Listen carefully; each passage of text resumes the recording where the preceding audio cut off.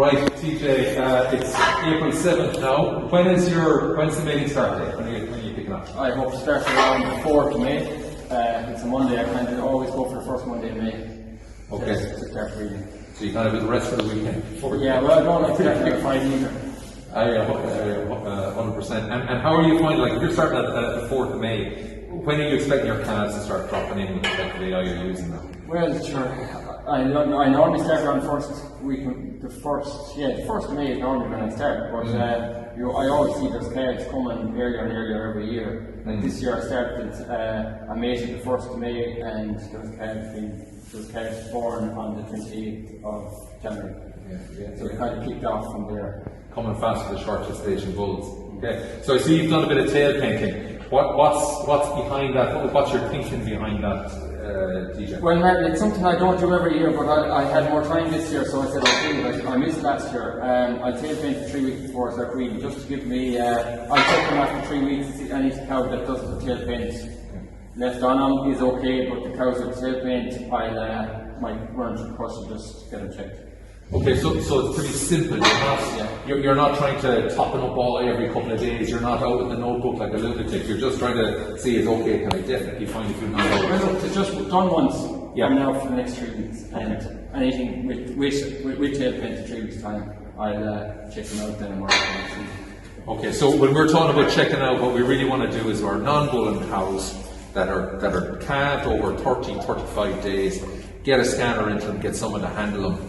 And get a treatment in there if they aren't bulling. It could be very simple. You could have missed the eat, or they could have had a short eat even though the tail paint isn't gone. So if you get them treated just before the breeding season, they will come in the first 3 weeks, and that's going to lift our submission rate. That's kind of the goal. How about cows, TJ, that might have had a tough calving or cleanings or anything like that? Are you thinking about those, or have you had any issues with any of those? Well, look, I've only 2 or 3 that I've written in the book. Their numbers are in the book. They were dirty cows. They seem to have come on and improved it. They seem clean. Like, they were smelly for the first couple of weeks, but they seem to be okay now. So I've no real plan to do anything with them yet. I'll see how they get on after 3 weeks to see if they're boiling or not. 100%, and I think that's sensible. I think cows up to about 28 days after calving, if they're still discharging, if you're worried about them, or you can check them. People are going in now with things like a metric check, which is taking a scoop of material out of their back end and seeing if it's clean or dirty. And some of these cows then are getting treated with the Metricure. Metricure, that type of antibiotic, is probably in the literature is the most successful thing to use, rather than using sort of iodine washes and all this kind of stuff. That's all a little bit question. So you can do that. But if the herd is calved in clean, you're happy, you can start picking up these non-bullers and such. Or if you genuinely identify a cow's got a discharge, you can get in there and treat her. How about your vaccines and that? Are you up to date, TJ, or where are you at? Well, I vaccinate for IBR and Electro, and I do all the cows for IBR and Electro in January. The maiden heifers got their booster shot in December, and they came in with the cows then in January.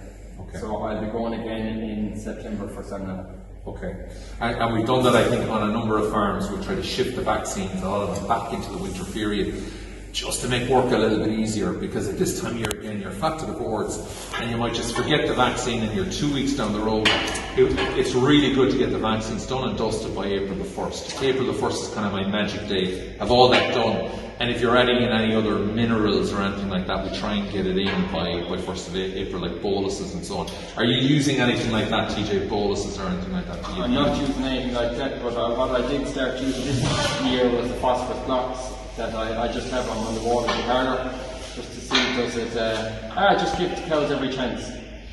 Yeah, absolutely. They need it, they lick it. If they don't, they won't. Yeah, and I think some farms have ran into phosphorus trouble, eating stones, eating clay, all that kind of crack, and I think some phosphorus supplementation might be required, certainly as your levels of supplementation and concentrate are starting to come down. Your level of phosphorus going in is lower. Every farm is individually unique. Just because your neighbour uses minerals, you may or may not have to use them. So take a bit of advice or get a bit of background information to help you to see if you need these added products into the system. Last thing, I suppose, you have some cows left in the shed. When are you hoping to be finished out completely calving, TJ? I hope to finish it around, what's left is supposed to be calved by the end of April. Okay. So I hope.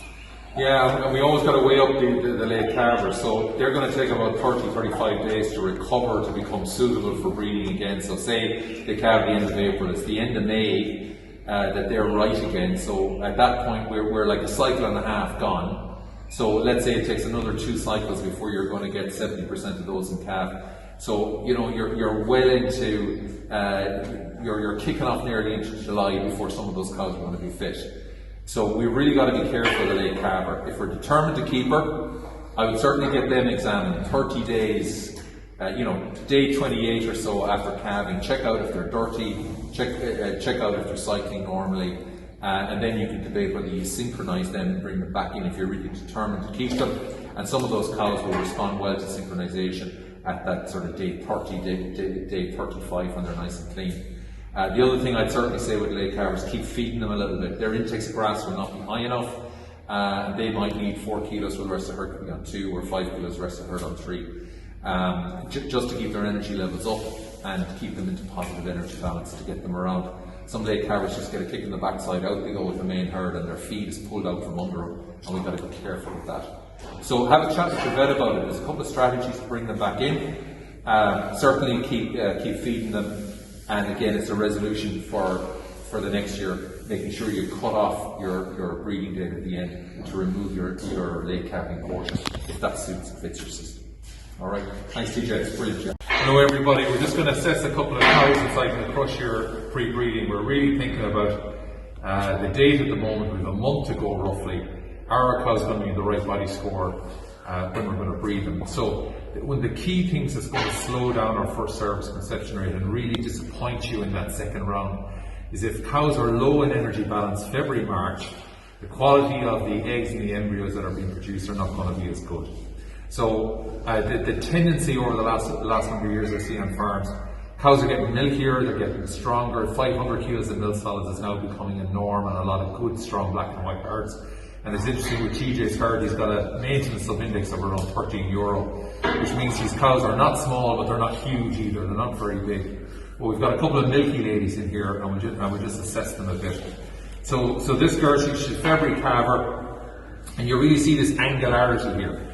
Really strong angles on her, and this really strongly defined ligaments here. Whenever we see this kind of level of definition in cows, and the 3 points of the pin bone very visible, we're getting these cows 2.5 and under. That's what we got to think about. So I'm not going to body condition score them all, but give you an approximate. So this level of angularity, 2.5 and under.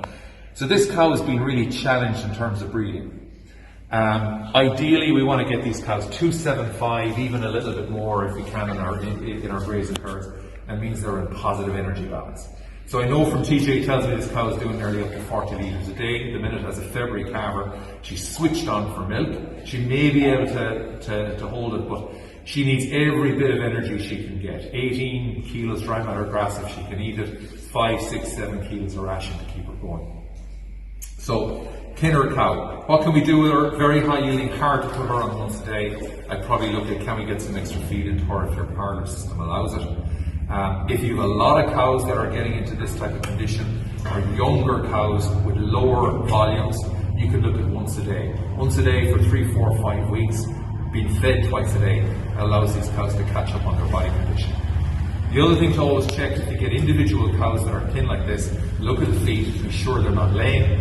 If there's any little bit of lameness at all, it needs to be dealt with as quick as you possibly can to allow that cow to recover, to get around and be able to graze. So right now, not suitable, needs to be minded. That's what we got to think about.